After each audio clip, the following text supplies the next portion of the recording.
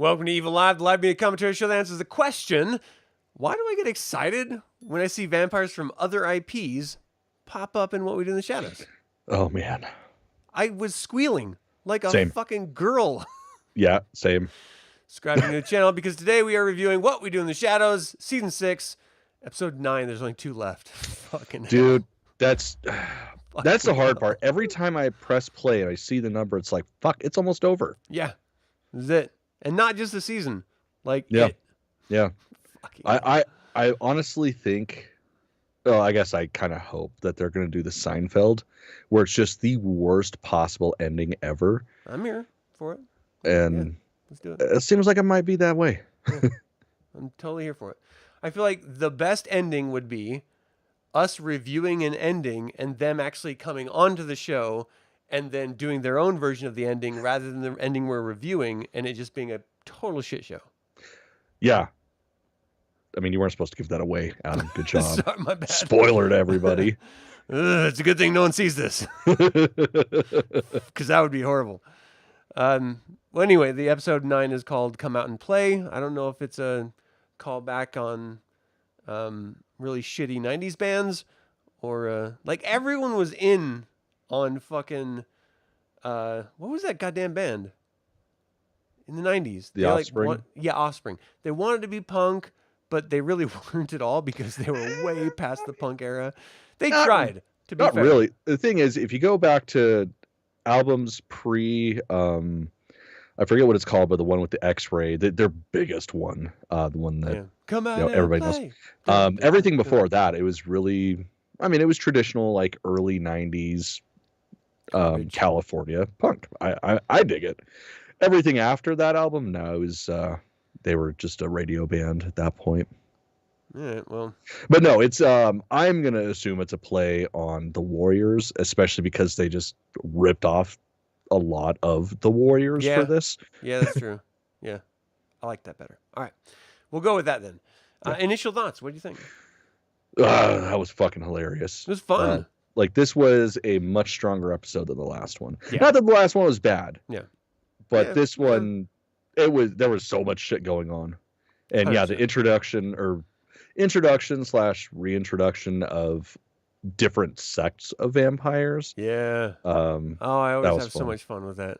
Mm-hmm. Oh gosh, it's so great. And then who are these guys again? Right. So great. It was so fucking funny seeing that Skarsgård. Oh my gosh. I was laughing my fucking ass off. I was shouting True Blood for like almost 30 full seconds before my wife was like, wait, what? Like, what are you shouting? Because I always shout during the show. But like, I mean, you know, True Blood, like, she's just like, is that? No. Is it? I was like, yes, motherfucker! I was freaking out. The only thing that was off was he didn't have the awkward posture that bothered me through the entire series. Mm-hmm. He always looks like he's got a really sore neck. See, I always think he's doing like a weird like posture thing because he's covering for some other like nefarious, like a plug that's uncomfortable, but he still wants to own it because he feels like it's supposed to feel good, but it really doesn't type situation. Fair. I don't know. Maybe that's just what I do. It's supposed to feel really good. Oh. Turn the vibrating feature off every now and then. Oh, really? Mm-hmm. Silly me. I loved this episode. I loved it because it was just what I would refer to as old school, What We Do in the Shadows. It was just a lot of fun, a lot of shenanigans, not a lot of not a lot of sense, a whole lot of nonsense. And I just wanted something that was better than the previous one. And this is definitely better than the previous one. Plus, we got a pin in the guest / Nandor thing, which was disappointing and understandable at the same time. Yeah. So. Yeah, when she laid it out, it was like, oh, poor Nandor, but that makes perfect sense. Yeah, it reminded me of every woman I've ever come on to. And they're like, no, because you suck. I was just like, okay, yeah, you're right. Yeah, that makes sense. I get it. You don't want to lower your standards for just one night? No? Okay. Right. You'll only regret it a little. Yeah. And you could say, holy fuck, I did that guy. That's how low I was at that point. Like, I would be the bar that you would just achieve over. Like, just give me a chance. I can be the low bar. Come on, girls. All right. Hey, or guys, I'm not fucking picky. I just need someone. Yeah, at this point, you reach an age where it's just sort of like, I don't care. It's not touching itself. As long as it's moist. Yeah. It could be a fucking pumpkin cake or a pumpkin like loaf. I don't care. A muffin. I'll put a hole in it. Fuck. All right. This was written by, I don't know where we're going with this. Sasha Goad and Paul Simmons, directed by DJ Stimson. What do you think about people calling themselves like first name DJ? Is that cool, or is it just like, what the fuck, dude? No, I'm not for it. There was a moment as a kid where people tried to call me CJ, and that shit was not happening. I was like, no. I had a friend try to call me Ad. Just what the fuck? AD. They're like, we all have nicknames. I got to give you a nickname. We're gonna call you Ad. I was like, okay. It's like, that's the best you can come up with? That's all right. Tiny cock. I don't know. Right? It's like, I was Chubbs as a kid initially because I was fat. That's way more creative. Yeah. Didn't have the smartest friends. All right. This premiered December 2nd, 2012. Do I still? I don't know. I don't know what constitutes as just like a pure co-host relationship versus like a friend relationship anymore. Man, come on. Motherfucker. Right. I like to hold my hands. I like to hold my. I'm gonna rewind.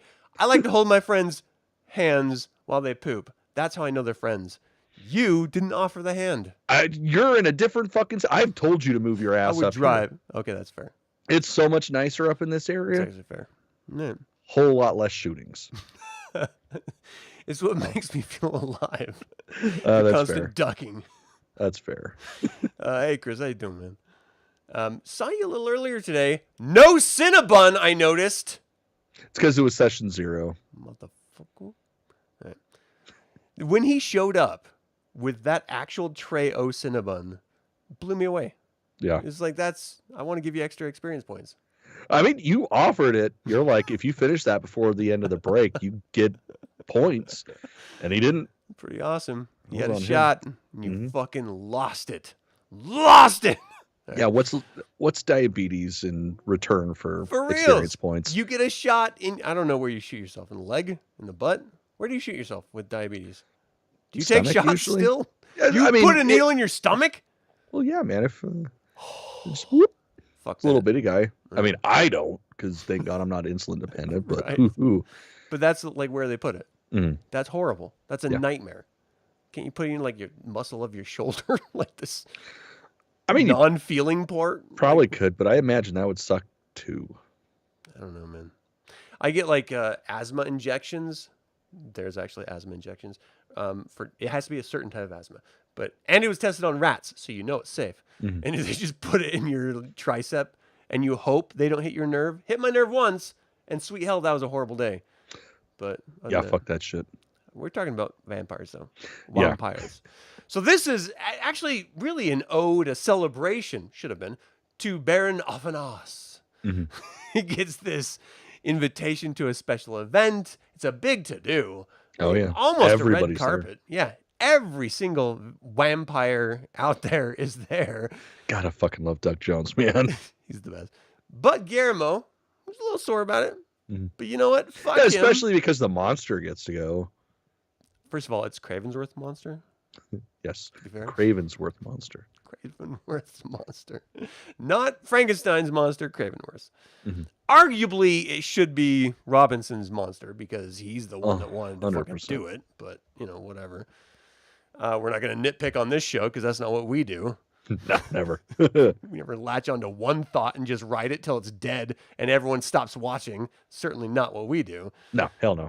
But those other people that do. Anyway, I thought it was fantastic because, like, literally just vampire after vampire is just like, you shut us down, you fucking loser. And even his former master was just like, fuck you, Gizmo. You had a chance to be like us and you said no. And he's like, but I didn't actually say, okay. Like, you can't feel bad when you rejected the whole premise, ass. Like, it drives me nuts. And the fact that he's still hanging on, it does really feel like it's a final season. Like, he's just like, no, let's just keep doing it for one more time, guys. Like, for old time's sake. Yeah. You're just like, you should probably go. Like, seriously, you should go. And he just hangs around. I don't know. Do you like Guillermo's, like, I don't know, position in this? Like, do you feel like he still adds value to this show?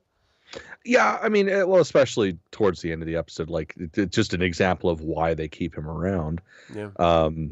Yeah, no, I dig the separation because ultimately, like, last season was the penultimate season where he finally got what he wanted and then finds out it's not what he wanted.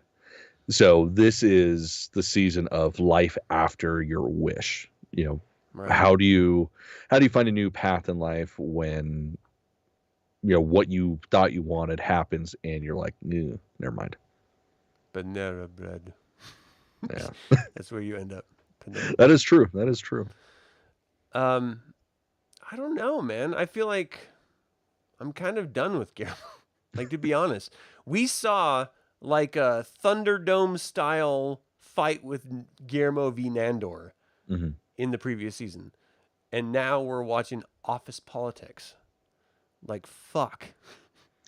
Well, I mean, even the office politics turned out great because, you know, Colin Robinson beating the absolute shit out of him. Yeah, Fight Club turning up. I did not expect, but Yeah. I'm here for it as well. Absolutely. It's dope as fuck. I have to say, though, I love Cousin Miguel. Frankie, I'm not going to pretend to even pronounce his last name. Quinones? All right, that works. Quinones. He's awesome. I saw him in one other series for like, I don't know, a handful of episodes. I like him. I think he's funny.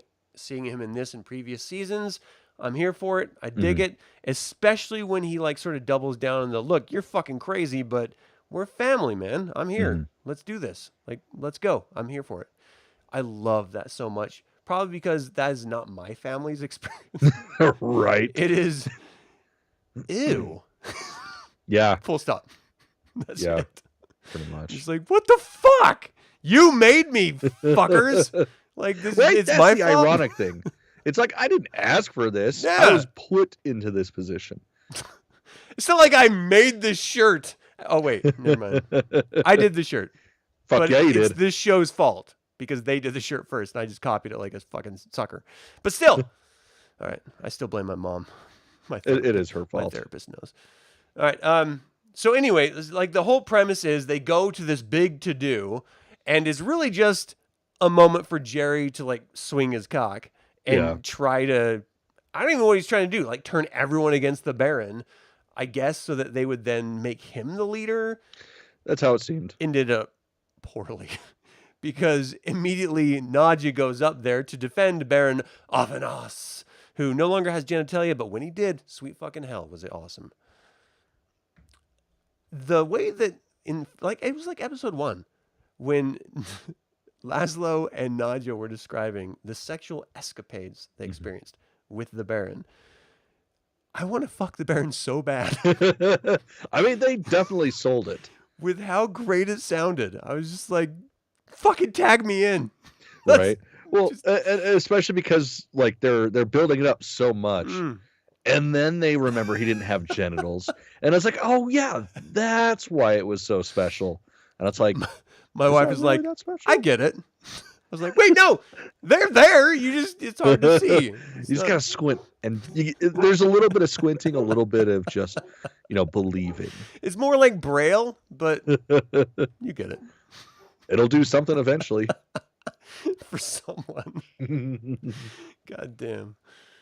I'm going to miss this so much. Yeah. This is the only place we do this. I mean, in person, but no one watches that.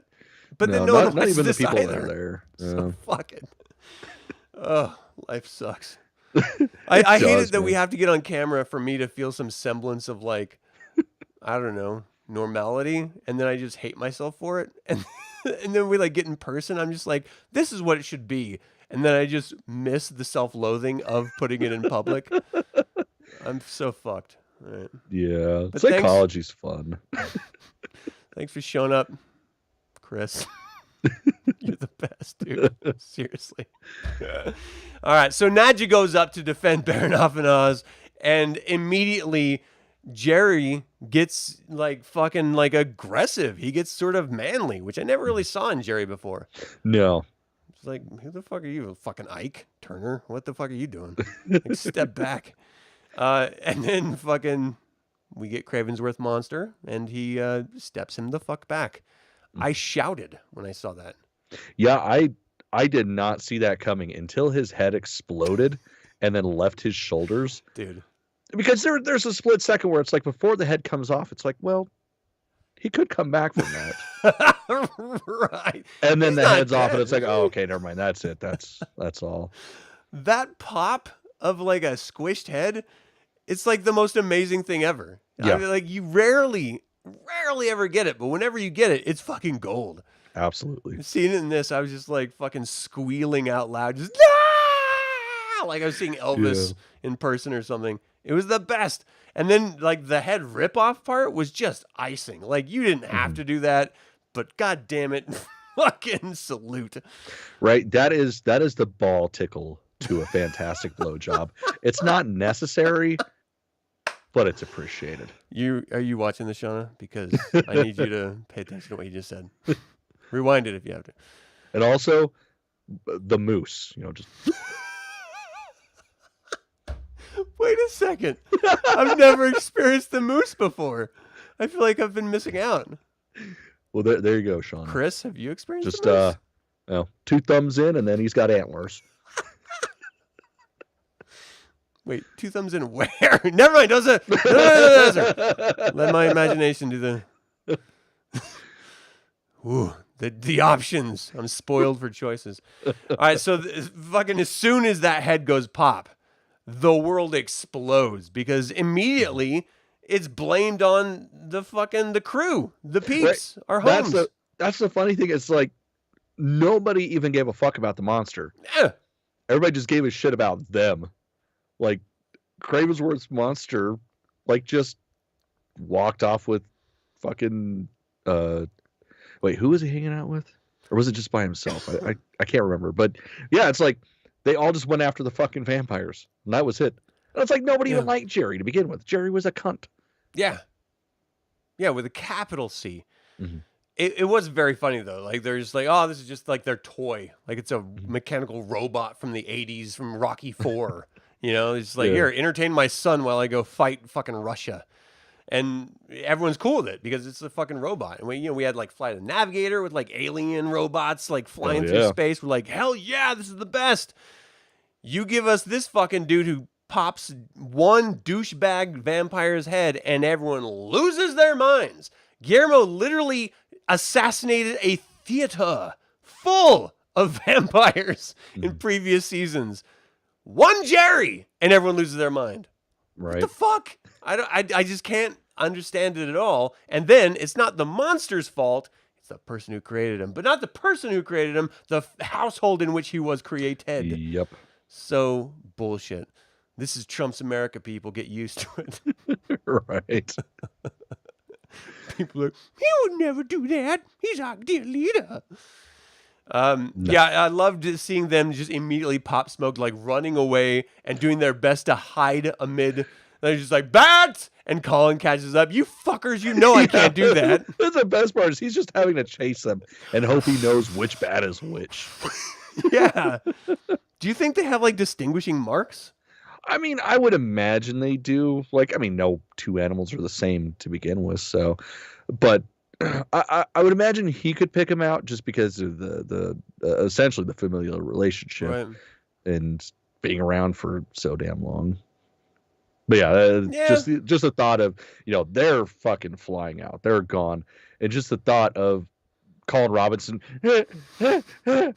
fuck, so good. He's the best. He's the goddamn best. Mm-hmm. He will live. He'll be the only survivor of this show. He has to be. Mm-hmm. At least maybe even as a baby.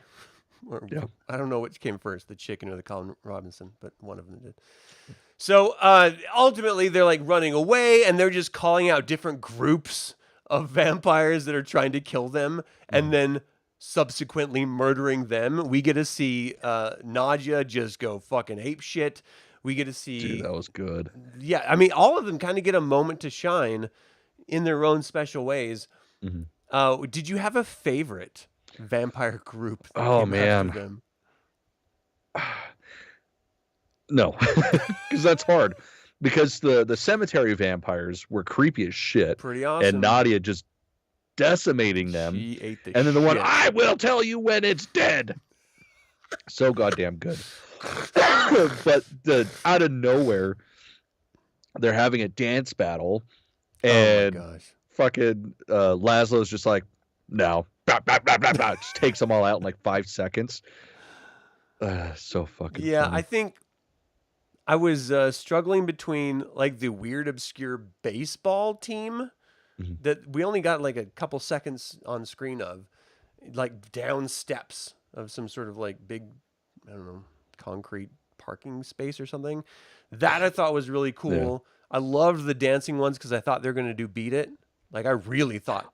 I was waiting for it. Yeah, like it was set up and they didn't do it. I was a little disappointed. But so I thought that was going to happen, so I really dug them. But I just like the fact that there's like these cliques. Like, oh, these are it's like a high school lunchroom.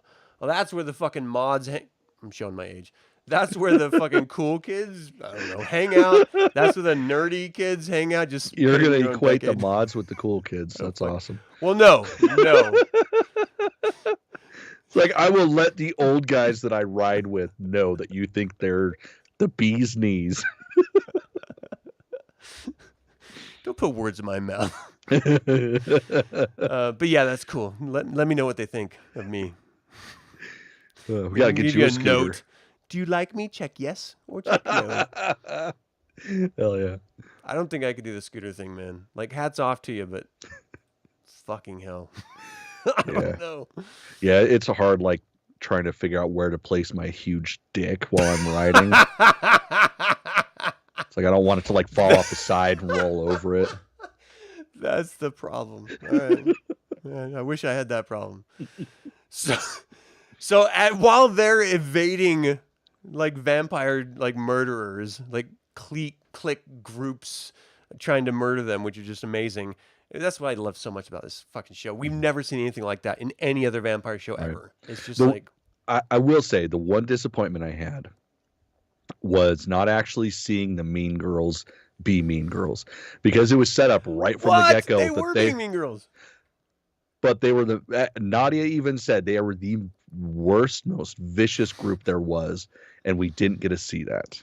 Now, I mean, of course, us seeing that would have been them being decimated, so I understand why. Yeah. But I really wanted to. I thought that would have been hilarious. Yeah, I feel like we got like a hint when they were coming down the stairs, and they were like, "Oh shit, it's the mean girls," and they were like talking shit. But yeah, you're right. I mean, it wasn't like straight on. You have a tiny dick type thing. So that was just my personal experience for Mean Girls. So they're running away. And then we cut to B plot, which is Guillermo feeling completely alone and sort of lost and left out. And then he calls his cousin, who then berates him for, never really hanging out. And then, Guillermo does his best to try to save face and like, no, I'm just so busy and I'm so successful. And he's like doing his best. And they go to a batting cage. And I don't know if you have this experience. I've never once been to a batting cage. I've always loved playing baseball as a kid in school. I was actually pretty decent at it. I played in when I was in Little League, I was the man. Hell yeah. Boy thing in Little League. And then I grew up and I stopped because boobies were more interesting. But still, I always loved baseball. And I just feel like I could, grab a bat. I could hit a ball. I could probably put on a mitt. Glove? Protector hand piece and catch a ball. I feel like I could do something. Anyway, as soon as I don't even know where I was going with this. Literally have no idea where I was going. All right, we're just going back to the baseball vampire. Yeah, so they were at a batting cage. Oh, the batting cage. Okay, so in my point, thank you, because that took me right back. Every time I see a scene in a show, and I'm just flashing back to like When Harry Met Sally, fucking Billy Crystal and his best bud in the batting cages. You see it in like The Sopranos. It's like the batting cages are the moment for like men to divulge wisdom. Like that's what it's for. It's like it's not built for that. It's built to hit a fucking stupid ball on the other side, which like only like a third of the people can do. But you like feel awesome because you're in a cage with a helmet, so you're just like, I don't know, Mad Max, Thunderdome, like I'm here. But every film sequence when they're in the batting cage, it's always just like, listen here, young grasshopper. This is the knowledge you need to understand. And you leave the batting cage knowing more than you entered with. Mm-hmm. And that's exactly what they gave us with this. Like, old boy was just like, look, we're family. I don't give a fuck. I'm here. I'm here to help you. You have been pulling away from us, and we've always wanted to be a part of your life. And he's just like, yeah, I actually have a real family that cares for me, that loves me. And I've been trying to fit in with this other family that I ultimately rejected, but still feel like I should connect with them. Mm-hmm. How fucked up is fucking Guillermo in this moment? Right. Have you ever had a moment like that when you just like sort of like realized, I'm kind of doing it wrong? Yeah, I've definitely had those moments, especially like later years. Like now I'm trying to connect with my family and shit. And it's like, oh yeah, I don't hate all of you. Most of you, but not all of you. Yeah, it's wild, man. I don't think it's something that gets enough attention. I mean, maybe it does, but just I don't really recognize it. Maybe to like well-rounded individuals. But fuck you healthy people out there. Yeah, not as the black sheep. Definitely not as yeah, I don't sheep. really get the appreciation of connection with people that abjectly reject you. like just feeling like you should totally accept me for who I am. And they're like, ew, no. And then later you're just like, all right, you can hate me, but can I just hang out at least? And then they're like, I guess just stay in the corner and don't talk. Right, and then you're just like, anything. I'm loved. That's family. That's family. That's what it's like. Oh, fuck me. Yeah, so that's Guillermo's life too, which is a little too relatable and a little too painful. Yeah, definitely. I don't know. Is it unrealistic to have what's his name? Miguel being so willing to just go out on a limb? I don't think so. I mean, there's people. I mean, that's me. Like, you call me, say, hey, need to fuck some shit up. Cool. I'm down there in 20 minutes with a baseball bat. Like, I'm that guy, so I get it. Like, yeah, I get it. Man. I mean, shit, that's why my neighbors at work love me, because I went and pulled a fucking knife on a dude, like, earlier this year. Some dude was starting shit, and I said, hey, Joe, let's take a break. Walked over there, pulled knives out, got them out in the parking lot, and watched him get arrested. Whoa, wait, he got arrested? You pulled a knife and he got arrested? Yeah, dude. Well, fucking the guys that were starting shit assaulted the girl next door. Assaulted the girl? Yeah. Fucking hell. They went in acting like assholes, and we went over there, broke that shit up. Cops showed up, and they all got arrested. Holy shit. Pretty fucking funny. All right. A girl's got to do some crazy shit for you to get your bros together and fuck them up. Like, they've got to go like so next basically, level. they were being loud and ignorant, and the people there were like, hey, man, you're not in here. Like, if you guys want to act like that, that's cool, but not here. And apparently that was the wrong thing to say. They started getting all uppity and shit, and yeah, it was there was almost a full-on brawl in the parking lot. Man, the Tabernacle Choir is not what it used to be. Not at all. Not at all. They just go toes at the slightest fucking infraction. But that is literally the turn of events that we get in this show. Mm-hmm. Because as the vampires are fleeing, they're calling out to Guillermo to help save their asses because he's always been there to save their ass. So, of course, you'd go to what's familiar. And then he, of course, leaves the batting cages, goes with his bro, who calls a bunch of his friends because, of course, that's what you fucking do. Fuck yeah, it is. Oh, dude, I had the... Oh, I don't want to keep going on weird tangents. So Kyle, who was in the game earlier today with us, one of my oldest friends, there's a moment where it was rumored, not even real, but rumored that another one of my friends, who was dear to me at the time, was wanting to fuck him up. And so I walked with Kyle for like 1.5 miles, 2 miles, looking for a fucking gun.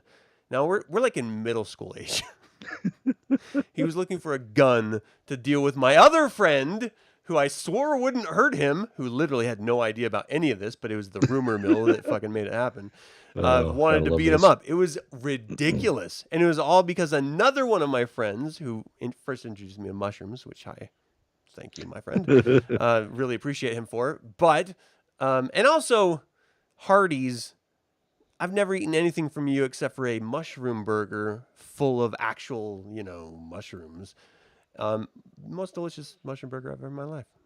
Okay. Nothing else compared. Anyway, it was this weird miscommunication, but I really feel like that lifestyle that I lived as a kid is so in line with what we're getting with what we do in the shadows. It's just insane, the similarities. Like they just went to a schoolyard and been like, what happened yesterday to you? And then some kids just well, this happened and that. And they're just ooh, that's great. Okay. It was just the most ridiculous, juvenile, insane shit. And these are ancient vampires that have been around for a while, collections of ancient vampires been around a while. And they're just yeah, we're going to act like fucking high school kids or something. Fuck yeah. This is ridiculous. I believe it. Anyway. So, Guillermo with Miguel end up finally tracking them down after that amazing cemetery scene. Mm-hmm. I mean, that was, maybe top 3 cemetery scenes, top 2. I'm only thinking Bram Stoker's Dracula is better with any cemetery style scenes than what we got here. I mean, maybe, is it Night of the Living Dead 2 or 3? No, it's Return of the Living Dead 3. Is it 3? Where they go to the graveyard and they party and. That's just Return. Oh, is that number 1? Yeah, because you're talking about the one that happens in July, right? Dude, I remember. Oh, okay. Well, anyways. Yes. I think you're thinking of Return of the Living Dead.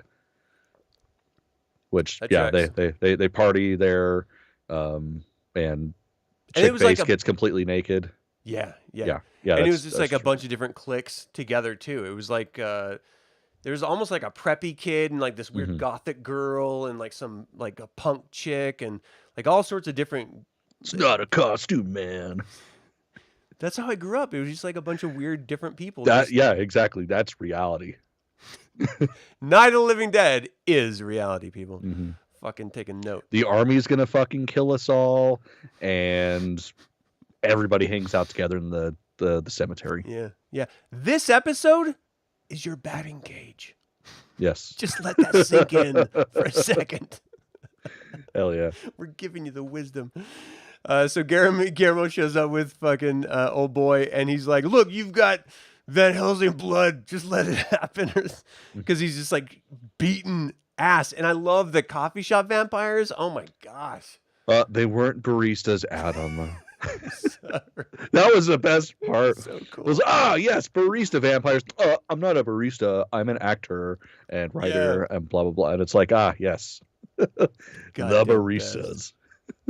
Just the best, because everyone that works at Starbucks is really an aspiring actor, podcaster, writer, something. Yeah. Oh, it's the best.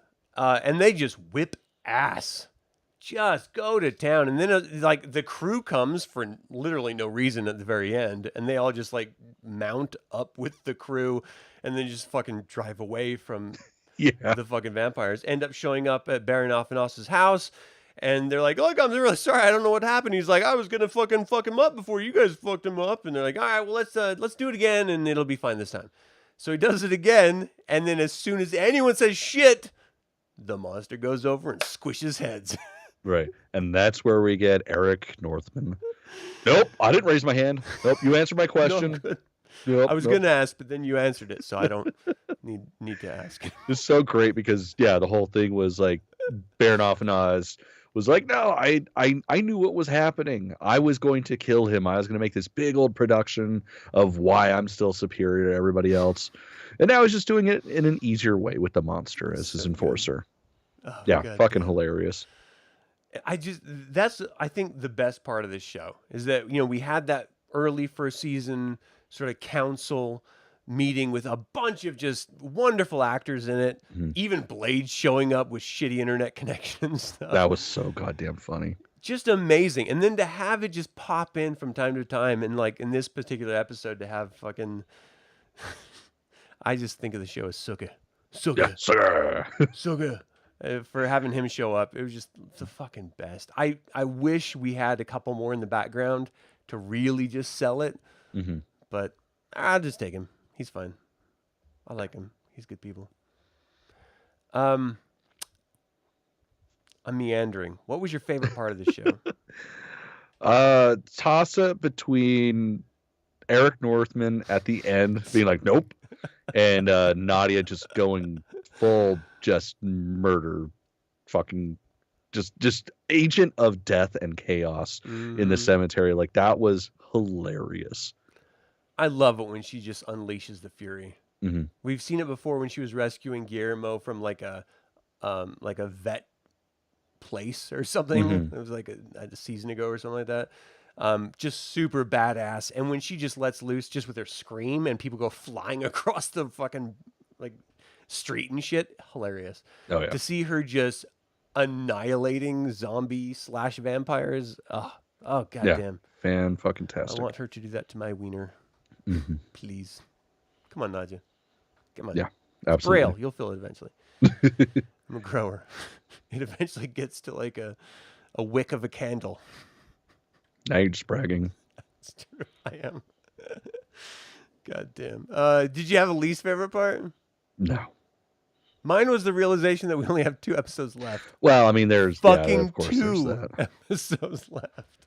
Like, Yeah. This is it. This is the end. This is the end of an era. What's gonna pick up? Like we lived all through What We Do in the Shadows, and then we had this beautiful gift of Reservation Dogs, and then that went away. But we still had What We Do in the Shadows. This is gonna go, and we have nothing. Yeah, Nothing. Unfortunately. There's a vacuum of really quality, like, fucking entertainment. I don't know what we're gonna do. I'm gonna have to learn how to masturbate again. Is that where I use the 2 thumbs? I mean, if you can figure that out, you just put my leg up. I'll figure it out. Yeah. Don't worry about it. I'll figure it out. I believe in you. I believe in you. Thanks. All right. So that I don't know. Anything else with this episode? No. Just it's gonna be rough to see it go. Yeah. Real rough. God damn. So pissed. Just keep doing it, people.